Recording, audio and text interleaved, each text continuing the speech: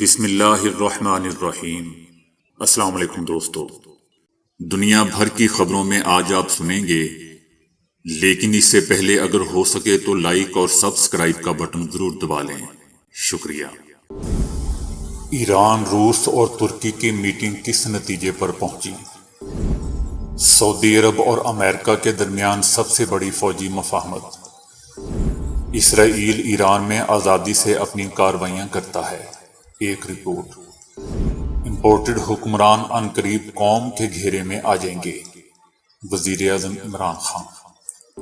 ادھر ادھر کر دیں گے یہ رانا ثناء اللہ کے سب بیانات ہیں، سپریم کورٹ۔ میں جلد مرنے والا ہوں، مائک ٹائسن کا چونکا دینے والا بیان۔ وسیم اکرم کا ون ڈے کرکٹ ختم کرنے کا عجیب و غریب مطالبہ۔ آب زمزم میں کیا کچھ نہیں ہے، تو آئیے چلتے ہیں اب خبروں کی تفصیل کی جانب۔ دیکھنے میں آ رہا ہے کہ ایران میں روس، ترکی اور ایران کی ملاقاتوں کے بعد ترکی کے پاس شام پر حملے کی گنجائش باقی نہیں رہی، خصوصاً جب سپریم لیڈر کی جانب سے یہ بھی کہتے ہوئے زور دیا گیا ہو کہ ترکی میں استحکام شام کی سلامتی پر منحصر ہے۔ دوسری جانب روس نے شام میں موجود اپنے فوج کے کمانڈر کو کرد مسلح گروہ کی اعلیٰ عسکری قیادت سے ملاقات کے لیے بھیجا تاکہ انہیں شمالی شام کے تمام محاذوں کو شامی فوج کی تحویل میں دینے کے لیے قائل کر سکیں، جس میں روسی کمانڈر کو کامیابی حاصل ہوئی ہے۔ اس اقدام کے بعد ترکی کی جانب سے شام پر حملے کا کوئی جواز باقی نہیں رہتا۔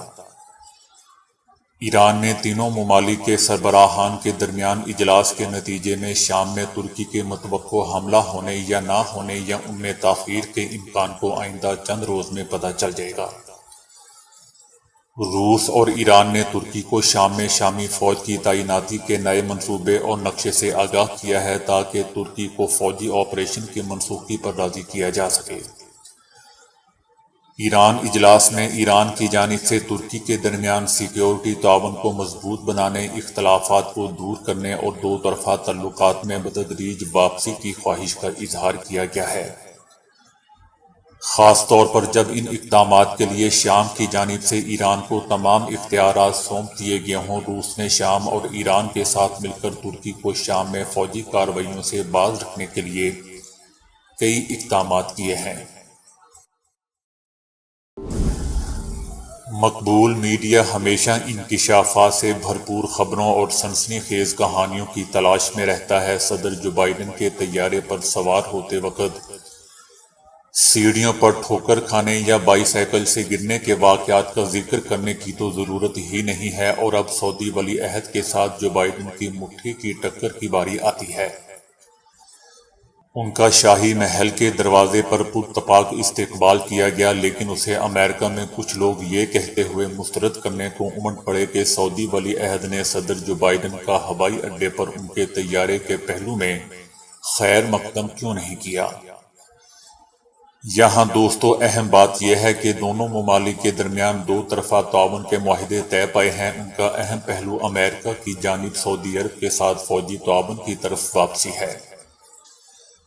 در حقیقت یہ کہا جا سکتا ہے کہ امریکہ نے سعودی عرب کے ساتھ اپنے تعلقات کو دوبارہ زندہ کر دیا ہے، جو سابق صدر باراک اوباما کی صدارت کے دور سے تقریباً ایک دہائی سے تعطل کا شکار تھے، اور ان میں نمایاں کمی واقع ہوئی تھی۔ باراک اوباما نے اپنے دور صدارت میں سعودی عرب اور عرب ممالک کے ساتھ تعاون کم کرنے اور ایران کے ساتھ مذاکرات کا انتخاب کیا تھا۔ شہزادہ محمد بن سلمان اور صدر جو بائیڈن نے اپنی ملاقات میں اس بات پر اتفاق کیا کہ امریکہ اور دیگر امن فوجی سال کے آخر تک خلیج عقبہ کے دہانے پر واقع سعودی جزیرے تیران سے نکل جائیں گے، اور تیران کو فوجی اڈے سے اقتصادی اڈے میں تبدیل کر دیا جائے گا۔ اس سے بھی اہم بات دوستو یہ ہے کہ دونوں حکومتوں نے فوجی اور سیکیورٹی کے شعبے میں تعاون کے جو معاہدے کیے ہیں، ان میں امریکہ نے جدید فوجی دفاعی تکنیکی نظام سمیت فوجی ساز و سامان دوبارہ سعودی عرب کو فروخت کرنے کا اعلان کیا ہے۔ اس بات پر بھی اتفاق کیا گیا کہ سعودی افواج بحر حدود کی حفاظت کے لیے جدید ٹیکنالوجی جیسے بغیر انسان کے جہازوں اور مصنوعی ذہانت سے فائدہ اٹھانے کے لیے خطے میں موجود امریکہ کے 5ویں بحری بیڑے کے ساتھ مل کر کام کرے گی۔ امریکہ ایک مدت کی علیحدگی کے بعد سعودی عرب کے ساتھ سیکیورٹی کے شعبے میں تعاون کی طرف لوٹ رہا ہے۔ ٹیلی کمیونیکیشن ٹیکنالوجی کے حوالے سے یہ بات بھی ذہن میں رکھیں کہ سعودی عرب نے چینی 5G ٹیکنالوجی کا استعمال بھی شروع کر دیا ہے۔ اسرائیل ایران میں آزادی سے اپنی کارروائیاں کر رہا ہے۔ ایران کے اندر اسرائیلی نظام آزادانہ کام کر رہا ہے۔ اسرائیل نے ایران میں ایک وسیع خفیہ نظام قائم کیا ہوا ہے جو اسے پوری آزادی کے ساتھ آپریشن کرنے کی اجازت دیتا ہے۔ اسرائیل ایران کی اس بیان کو نشانہ بنا رہا ہے جس میں ایران یہ توثر دینے کی کوشش کر رہا ہے کہ وہ ایک محفوظ ملک ہے۔ حالیہ مہینوں میں جوہری میزائل اور عسکری شعبوں میں کام کرنے والے ایرانی سائنسدانوں اور افسروں کی اموات کے واقعات اپنے عروج کو پہنچ گئے ہیں۔ اس کے علاوہ ایران میں تخریب کاری کی کارروائیوں کا سلسلہ اسرائیل سے منسوخ کیا گیا ہے جن میں قدس فورس کے 2 افسروں کی اموات، میزائل اور ڈرون میں کام کرنے والے کچھ نوجوان سائنسدان شامل ہیں جنہیں کامیابی سے نشانہ بنا کر مارا گیا ہے۔ اس سال مئی میں کارروائیوں میں شدت آئی ہے۔ صدر جو بائیڈن کے دورہ اسرائیل کے موقع پر سینئر اسرائیلی حکام نے بارہا امریکی صدر کو ایران کے خلاف فوجی آپشن ٹیبل کرنے کی تجویز دی، لیکن ہر بار امریکی صدر کا رد عمل سفارتکاری ہی ترجیح رہا۔ ایران نے حفاظتی خلا کو پر کرنے کے لیے سلامتی کے ذمہ دار اداروں میں متعدد تبدیلیاں کی جن میں حکومت کے سپریم لیڈر علی خامنائی کی حفاظتی فورسز کے کمانڈر کو بھی تبدیل کرنا شامل ہے۔ ایران بھی اس حقیقت کا اعتراف کر رہا ہے کہ اسرائیل سے منسوب کارروائیوں کے حوالے سے ملکی سلامتی کو خطرات لاحق ہیں۔ کچھ عام ایرانی بھی خود کو غیر محفوظ محسوس کر رہے ہیں۔ اس کا مطلب ہے کہ اسرائیل ایرانی نظام کے اندر گھس چکا ہے۔ اسرائیلیوں کو معلومات کون دیتا ہے؟ ایرانی حکام کہتے ہیں کہ اس کے ذمہ دار ہم خود ہیں۔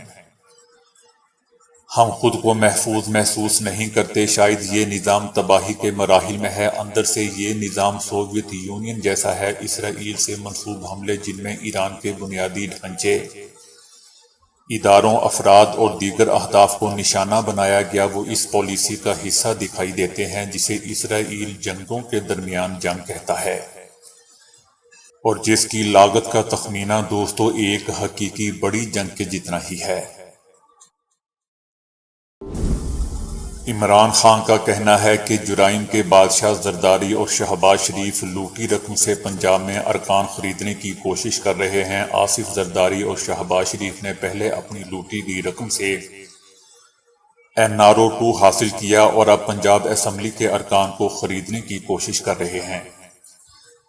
عمران خان نے مزید کہا کہ ان کے یہ اقدامات قانون کا مذاق اڑانے اور آئین کی بے حرمتی ہے۔ پاکستان کے عوام سے کہ جس طرح 17 جولائی کو پنجاب میں الیکشن چرانے کی کوشش کو ناکام بنایا، ویسے ہی اپنے منڈیٹ کے تحفظ کے لیے پاکستان بھر میں احتجاج کر رہے ہیں اور مزید کریں گے۔ انہوں نے مزید کہا کہ سری لنکا کی مثال سامنے رکھتے ہوئے عوام ان بدماشوں، ان کے سہولت کاروں اور الیکشن کمیشن کو پیغام دیں کہ ہم پنجاب میں منڈیٹ چرانے نہیں دیں گے۔ حکومت تبدیلی کی امریکی سازش کے نتیجے میں لائی گئی امپورٹڈ حکومت نے پنجاب کے ضمنی انتخابات میں سرکاری اور ریاستی مشینری اور جانبدار اور بددیانت چیف الیکشن کمشنر سکندر سلطان کی مدد سے دھاندلی کی کوشش کی۔ باشعور عوام ان کی تمام سازشوں کو ناکام بنانے کے لیے ان سب کو گھیرے میں لے لیں۔ سپریم کورٹ نے رانا ثناءاللہ کے بیان پر ریمارکس دیے ہیں کہ ادھر ادھر کر دیں گے، یہ سب بیانات ہیں، جب جرم ہوگا تبھی توہین عدالت ہوگی۔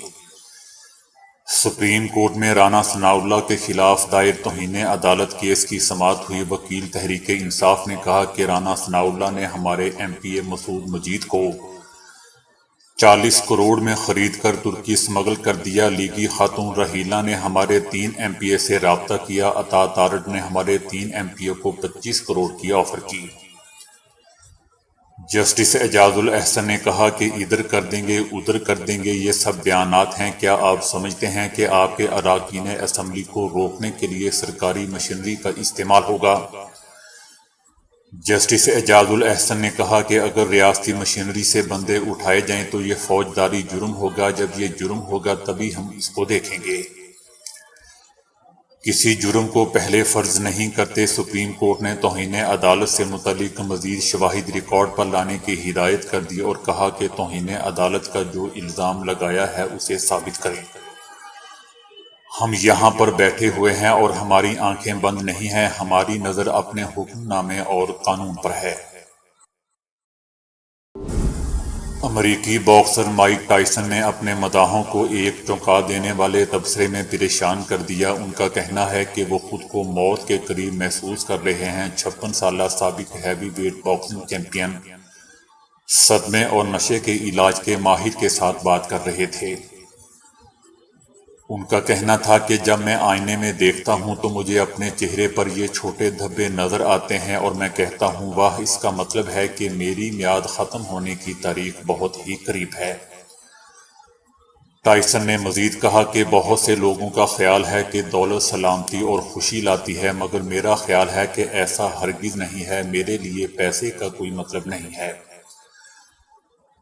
انہوں نے مزید کہا کہ میں ہمیشہ لوگوں سے کہتا ہوں کہ وہ سمجھتے ہیں کہ پیسہ انہیں خوش کرے گا۔ میں کہتا ہوں کہ بہت سا مال و دولت بھی ہمیں سلامت نہیں رکھ سکتا۔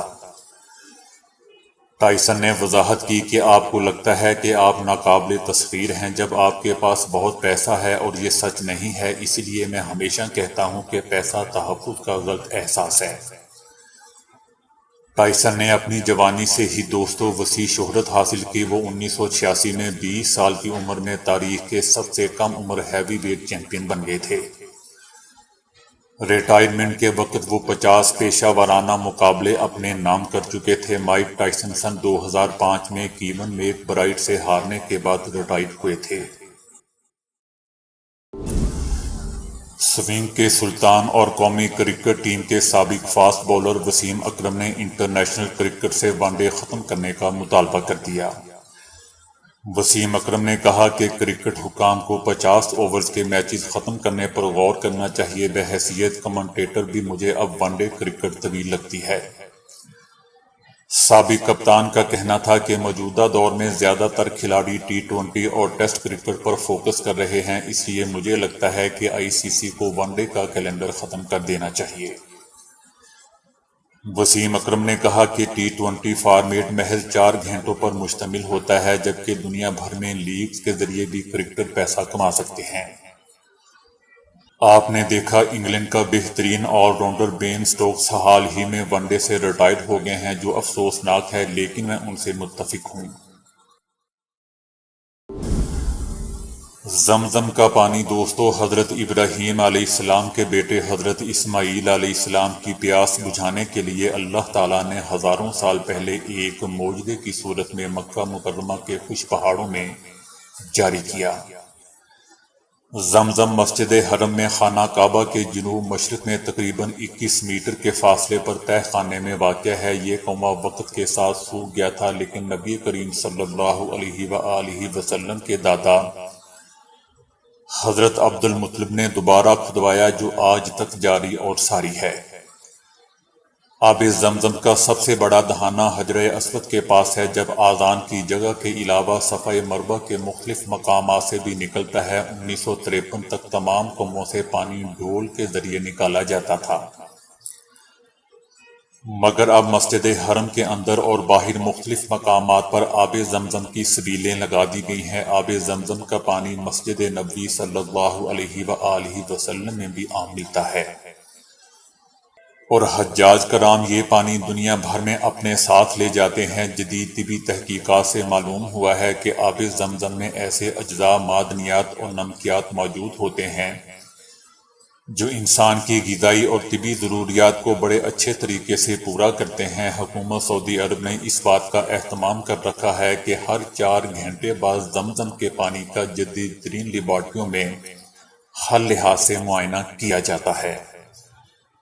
تحقیقات کے نتیجے میں آب زمزم کے بارے میں بے شمار انکشافات ہو رہے ہیں۔ آب زمزم کی کیمیائی تحقیقات اور طبی مطالعے سے معلوم ہوا ہے کہ اس میں ایسے اجزاء شامل ہیں جو معدہ، جگر، آنتوں اور گردوں کے لیے مفید ہیں۔ ماضی میں مسجد نبوی صلی اللہ علیہ وآلہ وسلم میں مشکیزیں اٹھا کر کٹورے میں آب زمزم پلایا جاتا تھا، لیکن آج سعودی عرب میں آب زمزم کو باقاعدہ بوتلوں میں پیک کر کے لوگوں کو دیا جاتا ہے تاکہ اس شفا بخش پانی سے پیاس بجھانے کے ساتھ ساتھ اس کو بطور تبرک اپنے ساتھ بھی لے جایا جا سکے۔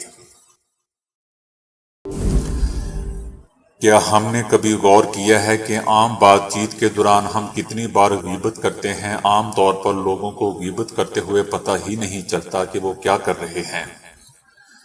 گفتگو کے دوران کسی ایسے شخص کے بارے میں بات کرنا جو اس وقت موجود نہ ہو وہ غیبت کہلاتا ہے، اور اگر آپ اس کی نجی یا ایسی باتیں دوسروں کو بتائیں جو اس نے نہ صرف آپ پر بھروسہ کر کے کہی تھی تو یہ جرم اور بھی سنگین ہو جاتا ہے۔ جو انسان کسی کی برائی لوگوں کے سامنے کرتا ہے اس کا تعلق اس سے تو خراب ہوتا ہی ہے، لیکن ساتھ ہی لوگ اس پر بھروسہ کرنا بھی چھوڑ دیتے ہیں۔ لوگ یہی سوچتے ہیں کہ جو آج کسی اور کے بارے میں بات کر رہا ہے وہ کل ہمارے بارے میں بھی بات کر سکتا ہے، اس لیے ایسی بری عادت رکھنے والے شخص کو اکیلا چھوڑ دیا جاتا ہے اور معاشرے میں اس کی کوئی عزت باقی نہیں رہتی۔ آپ صلی اللہ علیہ وآلہ وسلم نے فرمایا کہ اگر وہ برائی جو تم کہہ رہے ہو اس کے اندر ہے تو تم نے اس کی غیبت کی، اور اگر جو تم کہہ رہے ہو اس کے اندر نہیں ہے تو تم نے اس پر بہتان لگایا۔ اس کا مطلب یہ کہ ایسی برائی کرنا جو اس شخص میں موجود بھی نہ ہو وہ غیبت سے بھی بڑا گناہ ہے۔ رسول اللہ صلی اللہ علیہ وآلہ وسلم نے فرمایا کہ جب مجھے معراج کرائی گئی تو میرا گزر ایسے لوگوں پر سے ہوا جن کے ناخن تانبے کے تھے اور وہ ان سے اپنے منہ اور سینے نوچ رہے تھے۔ میں نے پوچھا جبرائیل یہ کون لوگ ہیں؟ جبرائیل نے کہا کہ یہ وہ ہیں جو لوگوں کی غیبت کرتے اور ان کی بے عزتی کرتے تھے۔ اس لیے دوستو بے مقصد بولتے رہنے سے پرہیز کریں، اس سے بات کہاں سے کہاں نکل جاتی ہے کچھ پتہ نہیں چلتا۔ اور دوسرا یہ کہ جہاں غیبت ہو رہی ہو وہاں سے اٹھ جانا ہی بہتر ہے۔ دوستو چائنا کی شیومی کمپنی نے حال ہی میں ایک MI ایئر چارج ٹیکنالوجی کے بارے میں بتایا جس کے ذریعے چھوٹے سے علاقے میں کہیں بھی رکھے جانے والا آلہ خود بخود چارج ہو جائے گا۔ اب ایک نئی خبر سامنے آئی ہے جس میں یہ انکشاف ہوا ہے کہ یہی کمپنی مبینہ طور پر ایک نئی چارجنگ ٹیکنالوجی پر کام کر رہی ہے جو آواز کے ذریعے سمارٹ فون یا دیگر الیکٹرانک ڈیوائس کو چارج کر سکے گی، جس میں بتایا گیا ہے کہ کمپنی ایک نئی ساؤنڈ چارجنگ ٹیکنالوجی پر کام کر رہی ہے جس کے ذریعے سمارٹ فون یا کسی بھی دوسرے آلے کو آواز کے ذریعے چارج کیا جا سکتا ہے۔ کمپنی ایک انرجی سٹوریج ڈیوائس اور ایک الیکٹرانک ڈیوائس تیار کر رہی ہے جو ماحول سے آواز کو اکٹھا کر کے اس کو انرجی میں تبدیل کرے گی۔ حیرت کی بات دوستو یہ ہے کہ کمپنی یہ دعویٰ بھی کر رہی ہے کہ اس سارے عمل میں پاور ساکٹ استعمال نہیں کی جائے گی۔ MI ایئر چارج ٹیکنالوجی میں بھی گھر میں یا چھوٹے سے علاقے میں فون یا ڈیوائس کا استعمال کرتے ہوئے صارفین ہوا کے ذریعے چارج کر سکتے ہیں۔ اس علاقے میں کمپنی کے ذریعے ایک ٹرانسمیٹر تیار کرنا ہوگا۔ یہ ٹرانسمیٹر ایک ہوا صاف کرنے والا ہوگا جسے لوگ اپنے گھر کے کسی بھی کونے میں رکھ سکیں گے۔ یہ ایک ہی وقت میں متعدد آلات چارج کر دے گا۔ دلچسپ بات دوستو یہ ہے کہ آپ کو اپنے آلے کو کسی بھی پیڈ کے اوپر نہیں رکھنا پڑے گا، لیکن آپ اس آلے کو استعمال کرتے ہوئے اپنے گھر کے کسی بھی کونے سے چارجنگ وصول کر سکیں گے۔ اسی طرح کمپنی کی نئی ٹیکنالوجی بھی آ رہی ہے جو آپ کے سمارٹ فون یا کسی دوسری ڈیوائس کو آواز کے ذریعے چارج کر سکے گی۔ اس کا مطلب یہ ہوگا کہ صارف کو اسے خصوصی چارجنگ پیڈ پر بھی نہیں لگانا پڑے گا۔ دوستو شیومی کمپنی تمام چارجنگ ٹیکنالوجی پر بہت زیادہ توجہ دے رہی ہے جس کی ایک مثال W200 ہائپر چارج ٹیکنالوجی بھی ہے۔ جس کو حال ہی میں کمپنی نے متعارف کروایا ہے۔ کمپنی کا دعویٰ ہے کہ یہ ٹیکنالوجی صرف 8 منٹ میں 4000 mAh کی صلاحیت والی بیٹری کو 0 سے 100% تک چارج کر سکتی ہے۔ فلسطین کی ایک خاتون نے کرونا وبا کے تناظر میں ایک سینیٹائزر مشین بنائی ہے جو کئی مراحل میں کام کرتے ہوئے کارخانوں، اسکولوں اور عوامی مقامات میں لوگوں کو کورونا سے دور رکھنے میں مدد دیتی ہے۔ اس وقت دنیا بھر میں کورونا مرض کی دوسری اور تیسری لہر جاری ہے۔ صرف 2 سے 3 سیکنڈ میں یہ 8 مراحل میں کام کرتی ہے۔ پہلے یہ کسی بھی شخص کا جسمانی درجہ حرارت معلوم کرتی ہے، ہاتھ دھونے والے سینیٹائزر کی پھوار کرتی ہے، ایتھنول کا اسپرے کرنے کے بعد جسم اور پیروں پر ایتھنول اور کلورین کا اسپرے کرتی ہے۔ مشین کا ڈیزائن اتنا سادہ ہے کہ اسے کوئی بھی استعمال کر سکتا ہے، خواہ وہ بچہ ہو یا کوئی بوڑھا۔ دوسری جانب یہ مشین ماحول دوست بھی ہے اور توانائی کی بچت بھی کرتی ہے۔ کورونا سے بچانے والی یہ مشین سمارٹ فون سے بھی کنٹرول ہو سکتی ہے، جس میں 4 مختلف سینسر لگے ہوئے ہیں۔ پوری مشین فلسطینی ماہرین نے ڈیزائن کی ہے۔ خاتون کا کہنا ہے کہ اسرائیلی پابندیوں سے ہم بہت سے مسائل میں گرفتار ہیں، لیکن اس کے باوجود ہم نے یہ مشین مکمل طور پر فلسطین میں ہی بنائی ہے۔ خاتون کا کہنا تھا کہ اگر کوئی بخار کے ساتھ اس مشین کے سامنے سے گزرتا ہے تو یہ الارم بجا کر اسے خبردار بھی کرتی ہے، اور بازاروں میں بھی اسے نصب کیا گیا ہے۔ تو دوستو، ابھی کے لیے اتنا ہی۔ ویڈیو کو لائک اور شیئر کرنے کا بہت بہت شکریہ۔